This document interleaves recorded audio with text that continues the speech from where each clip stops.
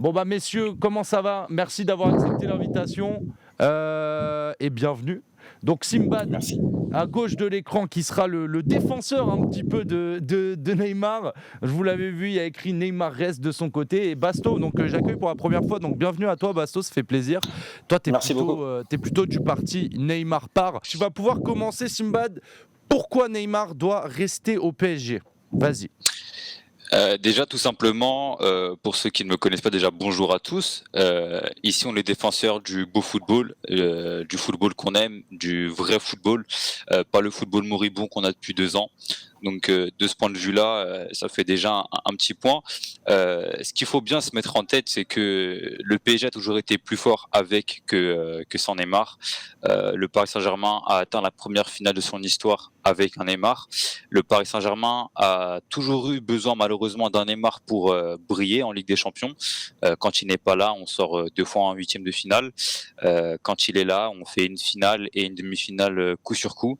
Face au Real Madrid notamment, le fameux match où le Paris Saint-Germain a dominé outrageusement le Real Madrid, et il faut attendre l'arrivée de Neymar finalement pour marquer. Première touche de balle de Neymar en rentrant, petit pont sur Kroos, Kroos mange la pelouse. Il crée les décalages, il crée la différence, et c'est lui qui donne la fameuse passe pour Mbappé. Match retour, on a un Neymar qui joue sur une jambe, parce que rappelons qu'il a eu 3 mois de blessure, il revient, il joue sur une jambe, et sur les 3 buts que l'on met, avec les 2 hors-jeu, l'homme qui est à la passe, c'est Neymar. Face au fameux match face à Nantes, où l'on perd, je crois, 3-0 à la mi-temps, si je dis pas de bêtises, l'homme qui nous permet de sauver un peu l'honneur et qui marque finalement, c'est Neymar. La période où il a été blessé, il faut aussi le rappeler, la période immonde où il a été blessé, grosso modo de novembre à janvier, dites-moi si vous vous êtes amusé devant un match de foot, dites-moi si on a vu du beau foot.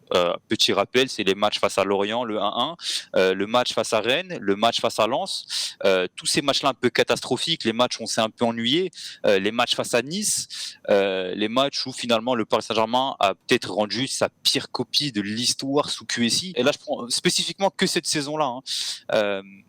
Donc je vais laisser Baston un peu répondre pour voir quelles sont les petites contre-attaques qu'il a, mais dire que Neymar n'a pas su être là en Ligue des Champions, c'est un peu l'hôpital qui se fout de la charité. Merci Simbad. Dans le chat, ça réagit. N'hésitez pas si vous êtes d'accord, pas d'accord, etc. Basto, forcément, droit de réponse. C'est à toi de prendre la parole parce que toi, tu veux voir Neymar partir, donc on veut savoir pourquoi. Alors très bien. Déjà, je suis aussi un amoureux du beau jeu, Sinbad le sait bien. Mes joueurs préférés sont Redondo, Riquelme et Pastore, donc je suis pas du tout dans les coureurs, la grinta, la boule à sueur, tout ça. Donc Neymar devrait me plaire, et Neymar au début m'a plu.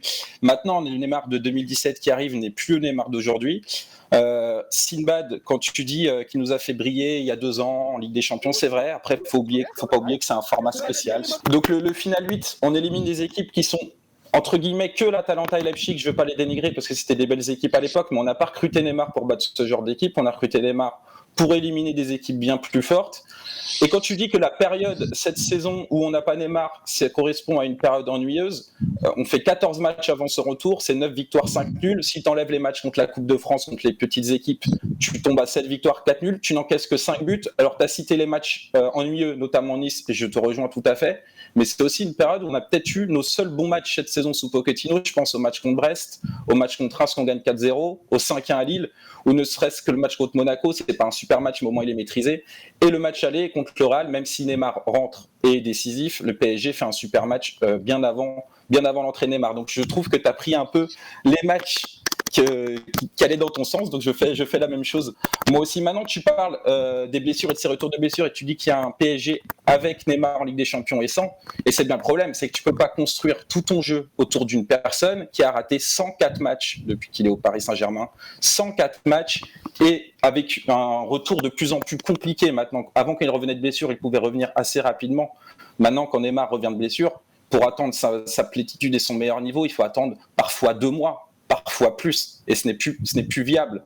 Aujourd'hui, on a un nouveau projet qui est lancé, et je pense que Neymar correspond à tout ce que ne veut plus le Paris Saint-Germain. Bah, tu sais, c'est assez cocasse de nous dire que Neymar a besoin de 2 à 3 mois, carrément un semestre pour revenir au football. Je vais te donner un truc assez simple.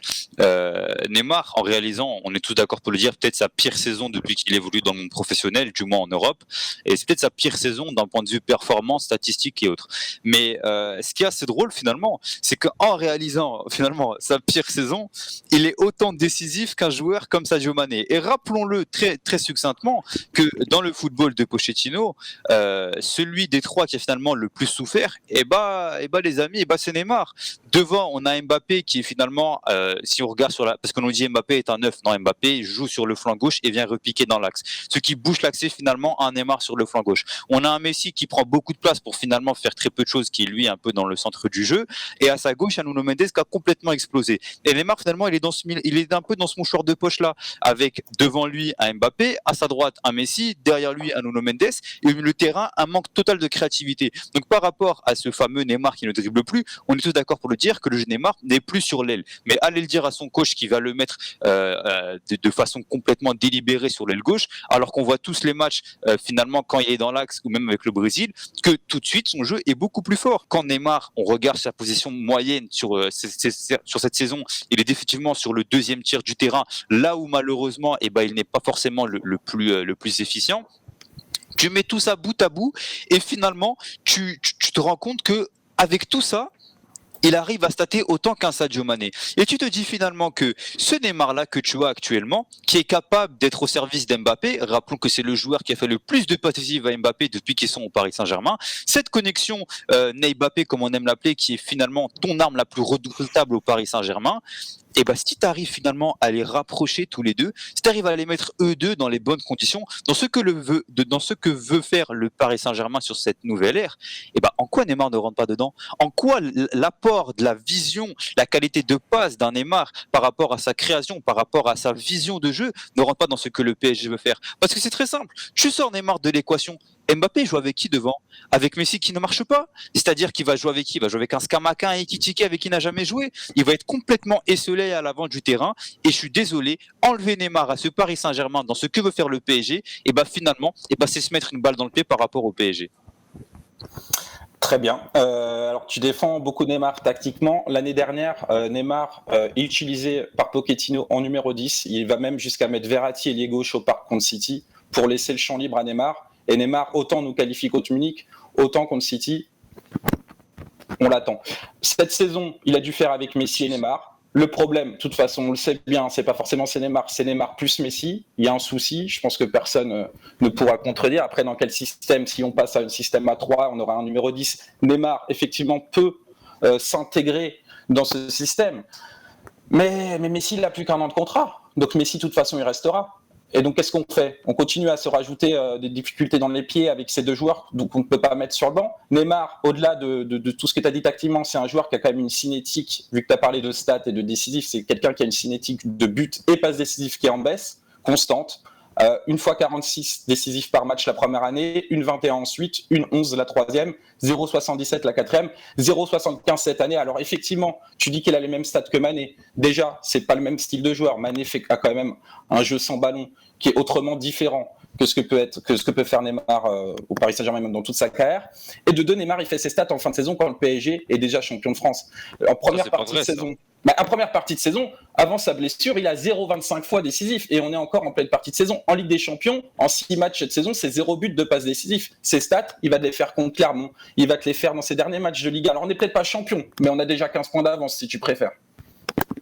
Non, mais déjà, quand je comparais avec Sadio Mané, c'est simplement pour dire que dans l'apport statistique très mathématique de but plus passe D sans comparer le jeu. J'ai compris. Non, mais pour les auditeurs qui nous écoutent, je comparais pas les joueurs, mais leur rapport statistique d'une manière très rationnelle, très mathématique.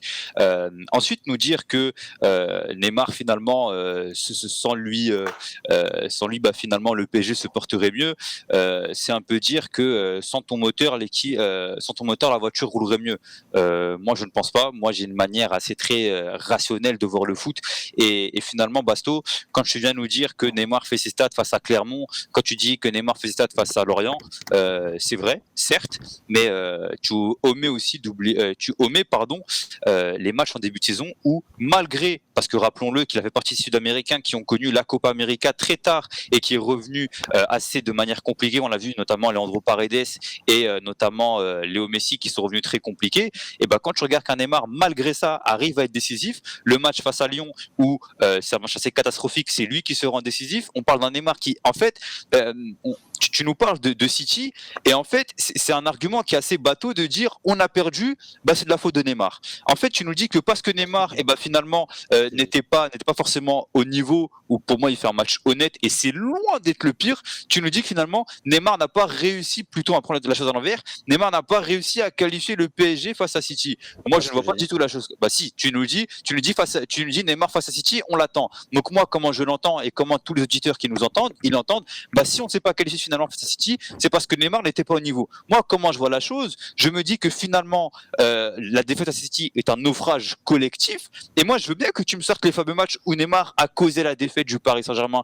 Par contre à l'inverse, où tu nous dis le PSG, on veut un Neymar qui soit décisif face aux grandes équipes, le match face à Liverpool on s'en rappelle tous, le match face au Real on s'en rappelle tous, le match face au Bayern on s'en rappelle tous, mais cependant ce que tu n'oublies pas, ce que tu oublies de dire, c'est que le football est un sport qui se joue à 11. Face à l'Atalanta, tu sais, il joue avec qui devant? Est-ce que tu te rappelles des attaquants devant? Les gens qui sont Icardi sur l'aile. Il joue en trequartista avec devant lui Icardi et si je dis pas de bêtises, c'est Sarabia. C'est ça, ouais. Ouais, voilà. Donc malgré ça, il te sort une performance qui est all-time, du moins sur la saison. C'est peut-être la plus grosse performance qu'on ait vue d'un joueur de Ligue des Champions sur la saison dont je vous parle. Face à Dortmund, où l'équipe est absolument catastrophique et tu joues sans numéro 9 avec Icardi et Cavani qui sont au placard, qui est-ce qui te débloque le match encore une fois? C'est Neymar, à l'aller comme au retour. Au Real, encore une fois, où tu nous parles du match où on a dominé outrageusement le Real, où on était soi-disant les plus forts, et ben malheureusement, avant son entrée, qu'est-ce qu'on a oublié de constater? Et ben c'est 0 pointé, mon ami. Et là où tu vois que c'est malhonnête finalement, c'est que l'entrée de Neymar a permis de dynamiser le jeu. Et à chaque fois où finalement tu as eu un Neymar qui était en forme, là c'est peut-être le plus gros reproche qu'on peut lui faire, c'est ses blessures. Mais encore une fois, ces blessures, comment il faut l'entendre, Basto? C'est que à tous ceux qui nous écoutent, auditeurs et auditrices, c'est que Neymar est le joueur qui a subi le plus de fautes depuis 2016. Un chiffre tout bête, on est au-delà des 1200 fautes subies depuis 2016. Et à partir de là, on reproche à un joueur qui a évolué dans sa manière de jouer, parce que oui, il ne dribble plus comme avant, parce que c'est un joueur qui est intelligent et qui a changé sa manière de jouer. Vous avez juste à voir sa Copa América qui est absolument fantastique. Il a, il me semble, 8 buts, 10 passes D et même sur la qualification de la zone âme sud.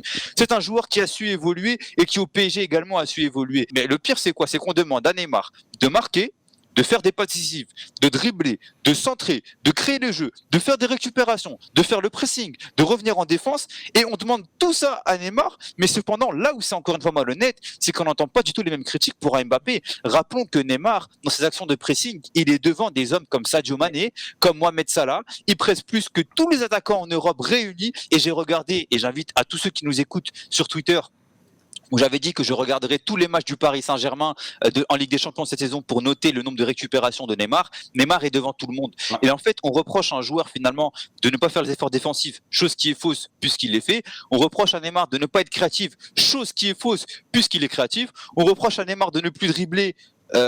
C'est pas cohérent vu que tu lui reproches finalement de dribbler, et on reproche à Neymar de ne pas marquer quand il joue finalement 40 mètres derrière le but. Moi, je trouve ça malhonnête. Alors juste pour revenir sur ces blessures, il y en a pas les premières, mais il y en a beaucoup qui sont aussi de son fait, parce qu'il va aller dans la provocation. Je pense notamment à celle contre Caen en Coupe de France, où il va vouloir faire 4 fois le tour de son adversaire et il finit par prendre un coup et être blessé. Bah ouais, mon coco, mais au bout d'un moment, si toi tu provoques, il faut accepter derrière d'être provoqué. Il faut l'assumer. Donc il y a beaucoup de blessures qui sont dues par sa part. Maintenant, Mbappé, tu dis qu'il n'est pas critiqué. Il a été très critiqué souvent parce qu'il n'était pas décisif en Ligue des Champions après son match contre United, etc., etc. Il est souvent sur les retours défensifs. Il est souvent critiqué sur les retours défensifs. Sur les retours défensifs, j'entends énormément de critiques sur Mbappé, je les entends sur Messi qui ne court pas. Sur Neymar, je suis d'accord, des trois, c'est celui qui fait le plus de retours assez largement. Ça, c'est pas un souci. Maintenant, quand on arrive, voilà, ce qui me gêne, c'est défendre autant Neymar alors qu'on l'a recruté pour ça. On l'a recruté pour être cette figure de proue, le mec qui nous ferait franchir un palier et qui nous ferait briller. Vouloir encore en faire à l'heure d'aujourd'hui un symbole, une figure du projet, lui trouver des circonstances atténuantes pour un peu tout, s'extasier parce qu'il nous aide de temps en temps à battre une équipe comme l'Atalanta en Ligue des Champions chaque 6 mois, puisque de temps en temps il est décisif. Pour moi, tu vois, quand tu défends autant un joueur qui est Neymar, c'est pas Romain Alessandrini, tu rabaisses Neymar au rang de joueur lambda, tu lui manques de respect. Tu peux pas tout passer. Et je trouve que tu passes quand même beaucoup de choses. Alors, ce ne sont pas. Attends, vas-y. Non, finis là-dessus. Après, je voudrais parler juste de son comportement hors terrain et pas forcément de sur le terrain, vu qu'on vient de balayer l'actualité terrain. En fait, c'est pas des circonstances atténuantes. Ça, c'est un peu le discours que les grands médias veulent nous faire écouter. Ouais, on défend. Non, ce sont pas des excuses, ce sont des explications. Et la nuance est dans le français. Je ne l'excuse pas. Je t'explique pourquoi il est blessé. Je t'explique pourquoi il ne marque pas. Je t'explique pourquoi il est moins efficace. Ce ne sont pas des circonstances atténuantes, ce sont des explications. De plus, je viens de remarquer avec stupéfaction que tu n'as démonté aucun de mes arguments, puisqu'ils sont indémontables, puisqu'ils sont de facto factuels. Donc ça, c'est vous écoutez les auditeurs que finalement, ça fait toujours un point de plus.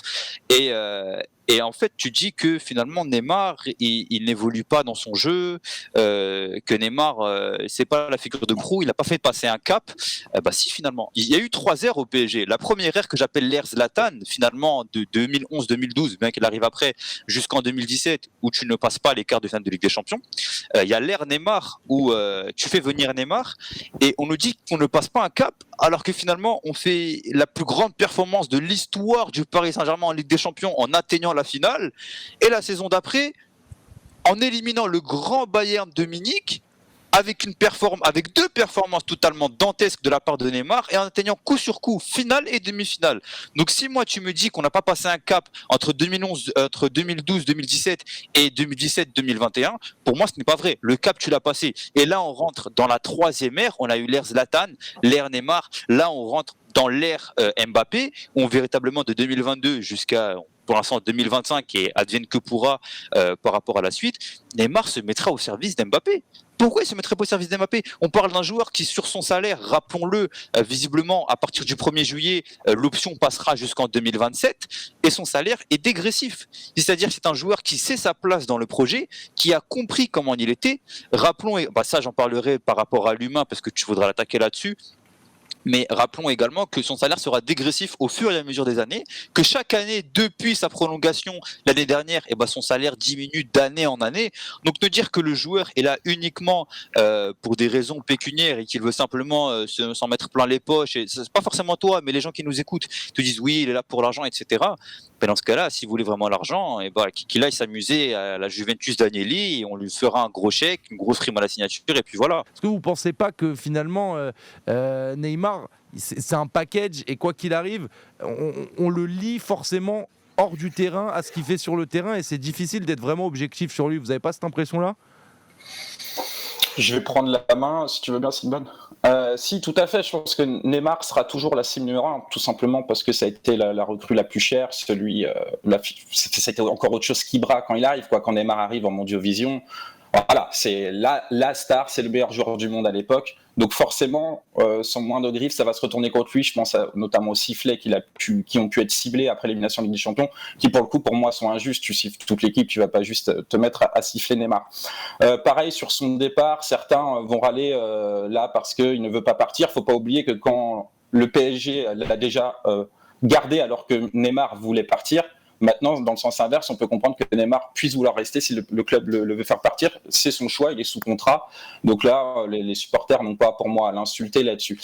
Maintenant, pour revenir à l'homme, Neymar donne le bâton, il le donne sur le terrain, mais il donne le bâton pour se faire battre. C'est pas que sa faute, il a, je pense, une adolescence un peu volée. Il a été très vite médiatisé, très jeune. Son père le dit lui-même, Neymar à la maison, c'est mon fils, et dès qu'il sort de la maison, c'est mon gagne-pain. Il le disait quand Neymar avait 15 ans. Donc voilà, c'est pas facile à gérer. Je pense qu'il a ce qu'on peut appeler un espèce de syndrome Peter Pan, toujours entouré de ses 30 amis, à jouer à Counter-Strike à 4h du matin, etc., etc. Donc il a du mal à grandir là-dessus. C'est encore un jeune ado dans sa tête, et on peut le comprendre parce que c'est le contexte qui a voulu ça. Maintenant, il y a quand même pas mal d'histoires. Au-delà des rouges, des cartes rouges qu'il peut prendre contre Lille, Lyon, Marseille, dès que le club va un peu mal, dès que lui se sent un peu frustré, il va avoir tendance à être directement dans la provocation, la frustration. Et c'est lui, à l'arrivée, c'est lui qui pète le câble. C'est les équipes adverses qui donnent raison à Neymar en lui faisant péter ce boulon, alors qu'il devrait pouvoir, avec l'expérience, gérer ça. Pareil, les petites affaires, je pense à sa gifle, un supporter rennais après la finale de Coupe de France. Je pense à des insultes sur Instagram suite à un match où il insulte l'arbitre sur Instagram, et il prend d'ailleurs 3 matchs de suspension en Ligue des Champions derrière. Donc voilà, il a tendance à tomber dans tous les pièges. Et forcément, ça va lui. Tu sais très bien, vu que Neymar, c'est Neymar, que ça va lui retomber dessus, Simba. Je sais pas ce que tu en penses. Je suis d'accord avec tout ce que tu as dit, notamment jusqu'au passage Peter Pan, mais après, finalement, dans un monde où le football est aseptisé, on reproche à un joueur de caractère d'avoir du caractère. Bien sûr qu'il a ses travers, d'un point de vue comportemental, on est tous d'accord pour dire que c'est pas forcément le joueur qui, non pas mentalement, est le plus fragile, parce que tout ce qu'il a vécu, rappelons que depuis 12 ans, il est surmédiatisé au Brésil. Depuis 12 ans, on fait des émissions sur lui. Les gens sont devant sa maison de manière assez dingue. Il a une véritable carrière professionnelle depuis qu'il a 16 ans. En gros, il a une carrière professionnelle depuis presque 18 ans. De 18 ans de vie où sa vie est médiatisée au plus haut point. Et le syndrome Peter Pan, je suis un peu d'accord avec toi là-dessus, mais finalement, moi, ce que je remarque surtout, c'est qu'on a un joueur qui, surtout cette année, a complètement explosé mentalement. Mentalement, il a toujours été très fort. On rappelle la Coupe des Confédérations avec le Brésil, les JO, la Coupe du Monde 2014 au Brésil, où il a subi une énorme blessure.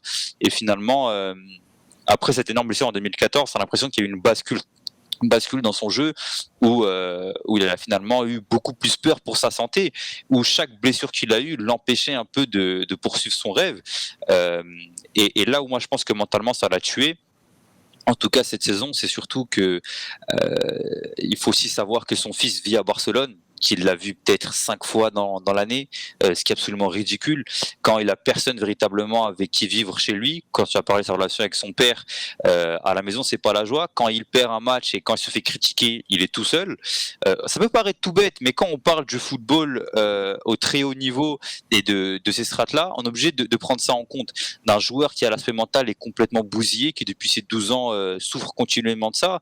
Il a vécu, certains pourront rigoler, mais d'autres savent un peu ce que ça fait, une rupture amoureuse qui a été très difficile à vivre pour lui, ce qui fait que durant la même saison, tu as eu les blessures qui se sont accumulées, les sifflets et les insultes sur lui, les banderoles sur lui, le fait de ne pas voir son fils, le fait qu'on lui ait mis sur le dos l'élimination face au Real Madrid, ce qui fait que au-delà du footballeur qu'il est, c'est avant tout un homme. Donc bien sûr que quand tu prends le package, finalement il va se réfugier un peu à jouer au poker, il va se réfugier en jouant à la console, il va se réfugier en sortant avec ses amis, mais c'est un peu comme disait Lothar Matthaus ou Georges Best, il te disait finalement le grand public veut qu'un joueur de foot ne sortent pas, ne fument pas, ne fassent pas la fête, ils veulent qu'on soit des robots. Surtout que les fameuses photos qui sont sorties cette année, pour vous montrer à quel point la manipulation est folle, les photos de Neymar obèse, en fait sont des photos de l'année dernière, pour vous montrer à quel point on veut absolument le détruire.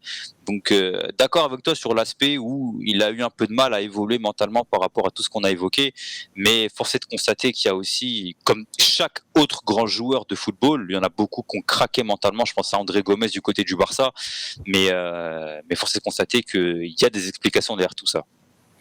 Oui, tout à fait. Il y a des explications. Après, comme tu dis, on reproche aux gens d'être aseptisés, ce qui est vrai. Il faut avoir du caractère. C'est bien, mais il y en a qui ont du caractère qui ne restera que dans le sens positif du terme. Neymar, des fois, ça lui retombe dessus de manière négative pour le club. Quand tu te retrouves à avoir des suspensions, soit parce qu'il a pété un boulon sur le terrain, soit parce qu'il a écrit un texto insultant un arbitre, c'est embêtant sur la durée, parce que ça pénalise le club. Mais 3 matchs de suspension suite à une... Non, mais tu te souviens quand l'arbitre lui met un carton jaune parce qu'il a dribblé un joueur. Oui, mais après... Non, mais tu peux comprendre qu'il y a de l'armée... C'était en Ligue des Champions, pourquoi l'insulte à ça, c'était pas un arbitrage français. Mais ça, je suis d'accord avec toi. L'amertume se crée. Le match face à Montpellier en 2019, je crois, il est complètement lunaire. Il est complètement lunaire. L'arbitrage était complètement à sa charge. Et en fait, quand tu mets tout ça bout à bout, encore une fois, ça n'excuse pas tout. Je suis d'accord avec toi, Basto, parce que tu demandes à un joueur professionnel une certaine rigueur par rapport à l'image du club qu'il défend. Mais tu es obligé aussi de prendre en compte toutes ces petites choses qui, de façon un peu sporadique, sur 5 ans, s'accumulent.